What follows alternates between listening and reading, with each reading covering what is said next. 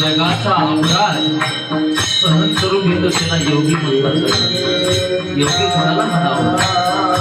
अहो ज्ञानोबरायला चिकट ठोकून मारले लोकांनी, दगड ठोकून लोकांना मागं पाहिजे ज्ञानोबरायला. परत देखील सुद्धा तेवढं होऊन सुद्धा माझे ज्ञानोबराय कोणालाही उलट बोलत नव्हते. त्याला योगी म्हणतात. त्याला योगी म्हणतात. अरे एवढं मोठं संकट आलं होतं त्यांच्यावर, स्वतःच्या मायबापाने देहांत प्रायचित करून घेतले.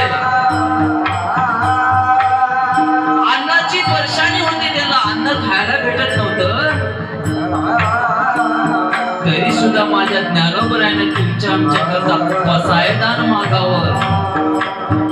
कितीतरी कराय तुला जे खळांची व्यंकटी सांडू त्या सत्कर्मे किती वाढो होता परस्परे जडो मैत्री जीवाची. अहो माझ्या ज्ञानोबरायाने तुमच्या आमच्याकरता पसायदान मागला.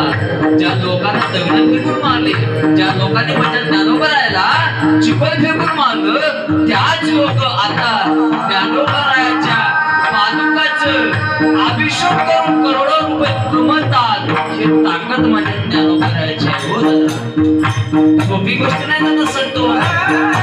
संत म्हणून काय जगामध्ये सोपी गोष्ट राहिली दादा.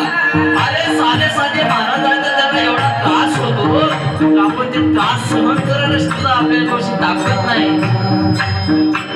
म्हणून मुक्ताई माझ्या ज्ञानोबरायाला विनवणी करून सांगतात.